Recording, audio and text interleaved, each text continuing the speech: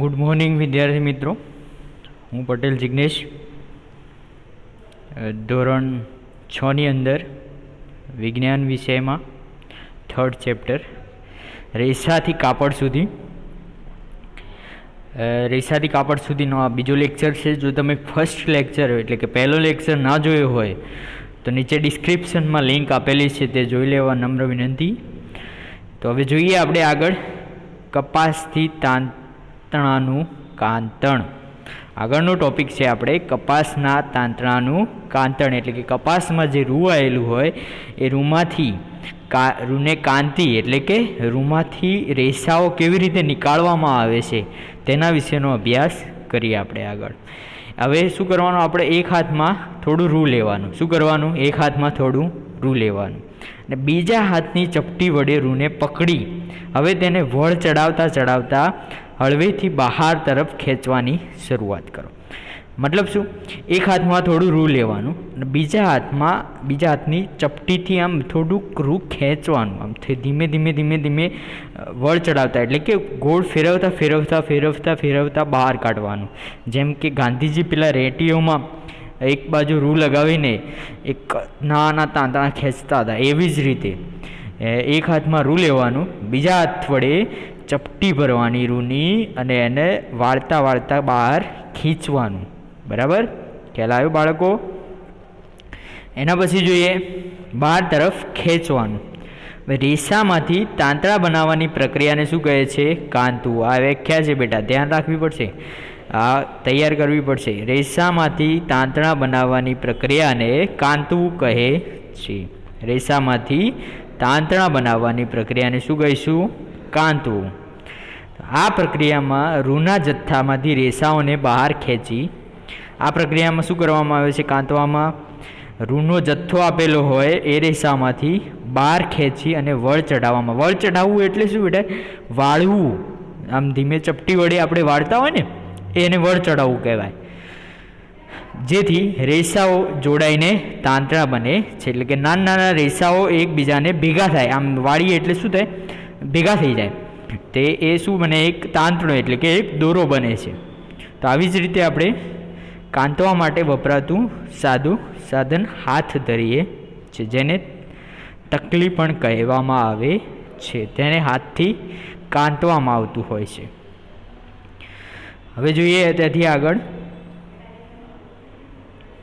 આઝાદીની ચળવળના ભાગરૂપે મહાત્મા ગાંધીએ ચરખાનો ઉપયોગ લોકપ્રિય બનાવ્યો હતો. તેમણે લોકોને બ્રિટનની મિલમાં કાંતીને બનેલા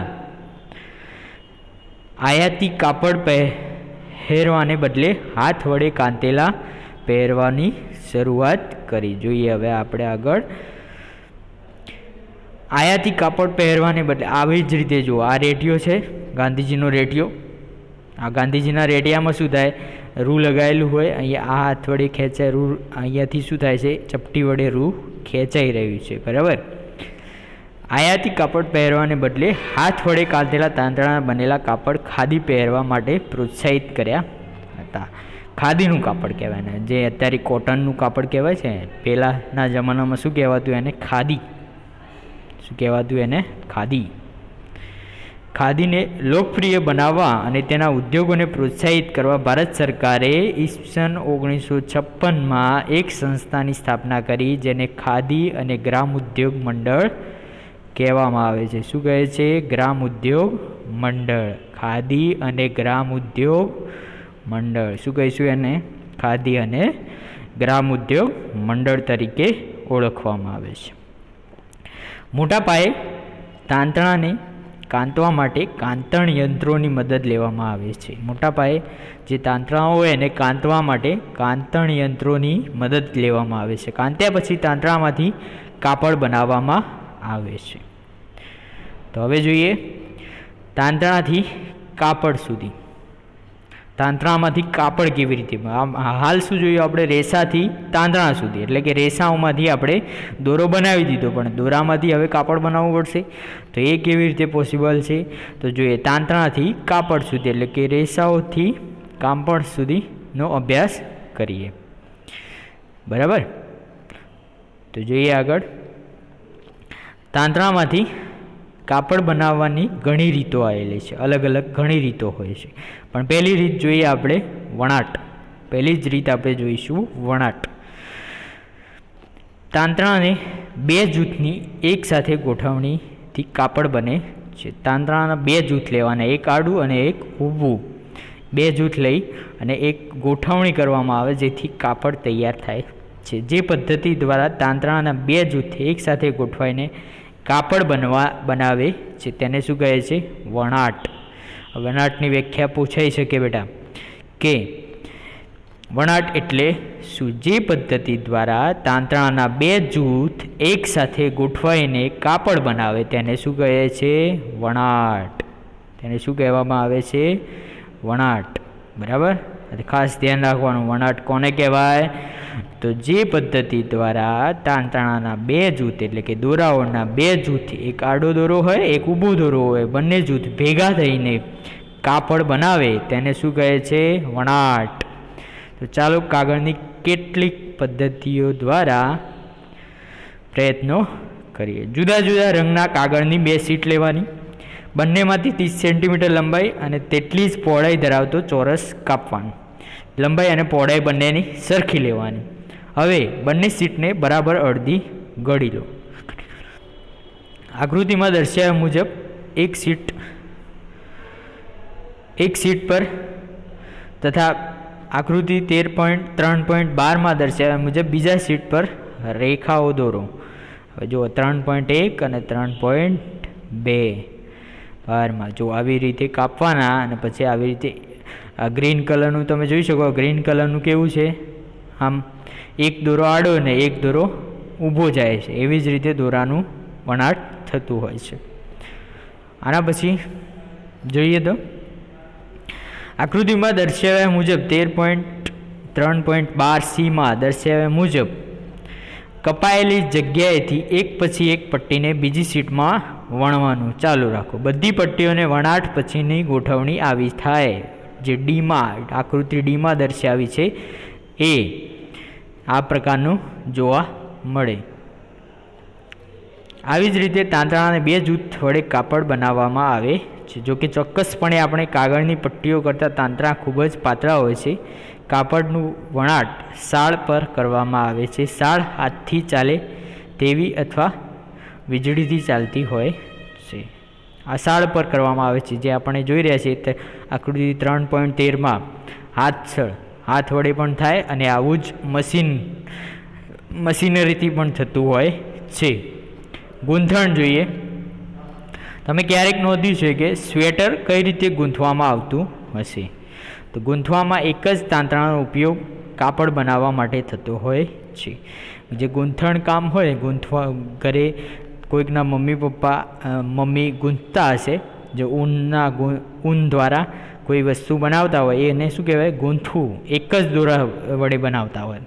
ગૂંથવામાં એક જ તાંતણાનો ઉપયોગ કાપડ બનાવવા માટે થતો હોય છે. શું તમે ફાટેલા મોજાની જોડમાંથી ક્યારેય તાંતણો ખેંચ્યો છે? એક તાંતણો સતત ખેંચાતો જાય છે તથા કાપડ સતત ઉકળતું જાય છે. એટલે કે તમે જોયું હોય તો સ્વેટર હોય એમાંથી એક દોરો ખેંચો તો તમે ઓટોમેટિક એક જ તાંતણો ખેંચવાથી સ્વેટર આખું જ અલગ થઈ જતું હોય છે, સતત ઉકળતું હોય છે, એટલે કે નીકળતું હોય છે. મોજા અને ઘણા બીજા કપડાં ગૂંથેલા કાપડમાંથી બનાવવામાં આવે છે. મોજા પણ એવા જ હોય, એક દોરો ખીચો એટલે આખો મોજો નીકળી જાય. વણાટ અને ગૂંથણ વિવિધ પ્રકારના કાપડના બનાવટમાં વપરાય છે. કાપડનો ઉપયોગ વિવિધ પોશાકોમાં થતો હોય છે. હવે જોઈએ છેલ્લો ટોપિક છે કાપડના મટીરિયલનો ઇતિહાસ. શું છે? કાપડના મટીરિયલનો ઇતિહાસ. કાપડના મટીરિયલનો ઇતિહાસ શું રહ્યો છે તેના વિશે આપણે માહિતી જોઈએ. તમે ક્યારેક વિચાર્યું છે કે પ્રાચીન સમયમાં લોકો કપડાં માટે કઈ સામગ્રીનો ઉપયોગ કરતા હતા? પ્રાચીન સમયમાં, બહુ પહેલાંના સમયમાં લોકો કપડાં માટે શેનો ઉપયોગ કરતા હતા તેની માહિતી છે તમારી જોડે? એવું માનવામાં આવે છે કે તે સમયમાં લોકો વૃક્ષની છાલ અને પાંદડાઓમાંથી કપડાં બનાવતા હતા. કપડાં શું કરે, વૃક્ષની છાલ હોય તે શરીરની આજુબાજુ વીંટાળી દેતા, અથવા તો મોટા પાંદડાવાળું કોઈ વૃક્ષ હોય તેના પાંદડા કાપીને પાંદડા પણ વીંટાળતા હતા. કે પ્રાણીઓનું ચામડું, પછી કોઈક લોકો એવા પણ હતા જે પ્રાણીઓનું ચામડું કોરેમોરે વીંટાળતા અને તેમની રૂંવાટીનો ઉપયોગ પોતાને ઢાંકવા માટે કરતા હતા. હવે લોકો કૃષિ સમુદાયમાં સ્થાયી થયા બાદ કુમળી, કૂપળો અને ઘાસને ગૂંથણ કરી સાદડી અને ટોપલા બનાવતા શીખ્યા. લોકો કૃષિ સમુદાય એટલે ખેતી સમુદાયમાં આવ્યા એના પછી કુમળી, કૂપળો અને ઘાસને ગૂંથણ કરી સાદડી અને ટોપલા બનાવતા શીખ્યા. શું બન્યા? સાદડી અને ટોપલા જોયા હોય તમે તો, ગૂંથેલા સાદડી અને ટોપલા તમે જોયા હોય તો. વેલાઓ પ્રાણીઓની રૂંવાટી કે વાળને એકબીજા સાથે વીંટાળીને લાંબા તાંતણા બનાવવામાં આવે. રૂંવાટી હોય કે વાળ હોય, એકબીજા સાથે વીંટાળવામાં આવે અને એક લાંબો તાર બનાવવામાં આવે. તો આ લાંબા તારમાં તેમાંથી કાપડ વણવામાં આવતું હોય છે. પહેલાંના સમયમાં ભારતીયો ગંગા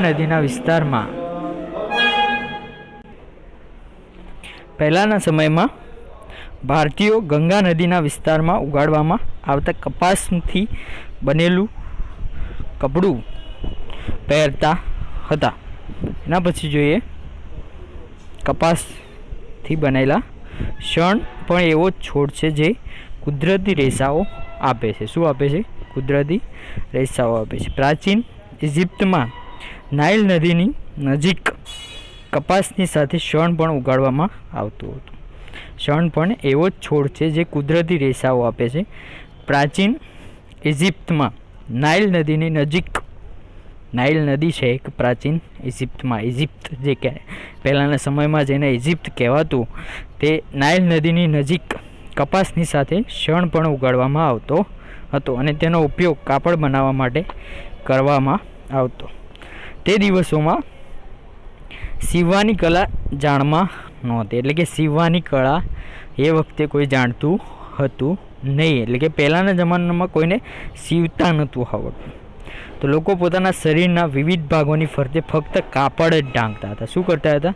ખાલી કાપડ આજુબાજુ વીંટાળી દેતા હતા. એ વખતે કોઈને સીવવાની કેવી કોઈ ખ્યાલ આવતો નહોતો. કાપડ બનાવી શકતા, પરંતુ તે કાપડને ઢાંકી નહોતા શકતા, તે કાપડને સીવી નહોતા શકતા, એટલે કે કોઈ પહેરવેશ બનાવી શકતા નહોતા. માટે તે પોતાના શરીરની આસપાસ કાપડને ઢાંકી દેતા. કાપડને વીંટાળવાની ઘણી જુદી જુદી રીતો વાપરવામાં આવતી હતી. કાપડને વીંટાળવાની પણ અલગ અલગ રીતો હતી. જેમ કે અત્યારે હાલના જમાનામાં લોકોના પહેરવેશ બધાના અલગ અલગ હોય. જેમ કે રબારી હોય, ચૌધરી હોય, પટેલ હોય, બધાના પહેરવેશ અલગ અલગ હોય છે. એવી જ રીતે એ જમાનામાં પણ લોકોના પહેરવેશ અલગ અલગ હતા. એટલે લોકો પોતાના શરીર પર જે પણ કાપડ વીંટાળતા તે કેવું હતું? અલગ અલગ.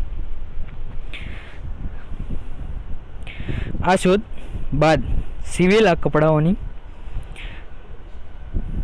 એના પછી જોઈએ તો આપણે કાપડ વીંટાળવાની ઘણી જુદી જુદી રીતો વાપરવામાં આવતી હતી. સીવવાની સોયની શોધ થયા બાદ લોકોએ કાપડને સીવીને કપડાં બનાવવાની શરૂઆત કરી. હવે સોયની શોધ થઈ, એ પહેલાંના જમાનાની વાત છે કે પહેલાં સોયની શોધ થઈ હતી નહીં. હવે સોયની શોધ થઈ, એના પછી લોકોએ કાપડને સીવીને કાપડ પહેરવાનું ચાલુ કર્યું, સીવેલા કપડાઓ પહેરવાનું ચાલુ કર્યું. પણ શું એ આશ્ચર્યની વાત નથી કે આજે પણ સાડી, ધોતિયું, લુંગી અને પાઘડી જેવા સીવ્યા વગરના કાપડના ટુકડાઓનો ઉપયોગ થતો જોવા મળે છે. આ બધી વસ્તુઓ કેવી છે? સીવ્યા વગરની, ડાયરેક્ટ કાપડ જ હોય, બરાબર. તો એ બધી વસ્તુઓ અત્યારે પણ ઉપયોગ થતો હોય છે. જે રીતે આખા દેશમાં ખાવામાં આવતા ખોરાકમાં વિવિધતા જોવા મળે છે, તેવી જ રીતે કાપડ તથા પહેરવેશમાં પણ ખૂબ જ વિવિધતા જોવા મળે છે. જેમ ખાવામાં વિવિધતા છે, એવી જ રીતે પહેરવેશમાં પણ અલગ અલગ વિવિધતા જોવા મળે છે. જે મેં તમને વાત કરી, કપાસનો વીંટો, એના પછી શું કરવામાં આવે? પીંજણ કરવામાં આવે, એટલે કે એમાંથી રેસા બનાવે. રેસાના કાંતણ કરીને એને તાંતણા, એટલે કે નાના દોરા બનાવવામાં આવે છે. દોરાઓને કાં તો વણાટ થાય, કાં તો એનું ગૂંથણ થાય, એટલે કાપડ તૈયાર થાય છે. તો મિત્રો જોઈએ હવે હોમવર્કમાં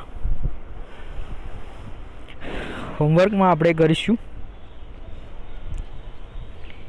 નીચેના જે ખરા ખોટા આપેલા છે, જે એ થી જી સુધીના, તે બધા જ ખરા ખોટા આપણે લખવાના છે.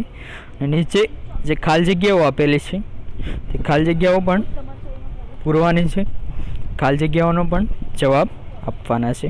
નીચે આપ્યું છે કપાસ અને શણને વનસ્પતિના કયા ભાગમાંથી મેળવવામાં આવે છે. ચોથો પ્રશ્ન પણ લખવાનો છે, ત્રીજો પણ લખવાનો છે, બીજો પણ લખવાનો છે. નાળિયેરના રેસાઓમાંથી બનતી કોઈ બે વસ્તુઓના. છઠ્ઠો પ્રશ્ન ખાસ મહત્વનો, રેસામાંથી તાંતણા બનાવવાની પ્રક્રિયાને વર્ણવો. તો કયા કયા પ્રશ્નોનો હોમવર્કમાં કરવાના છે? તો હોમવર્કમાં બીજો પ્રશ્ન, ત્રીજો પ્રશ્ન, ચોથો પ્રશ્ન અને પાંચમો પ્રશ્ન યાદ રહેશે. બીજો પ્રશ્ન, ત્રીજો પ્રશ્ન, ચોથો પ્રશ્ન અને છઠ્ઠો. 4 પ્રશ્નો છે જે હોમવર્કમાં કરવાના છે. બરાબર? Okay, thank you.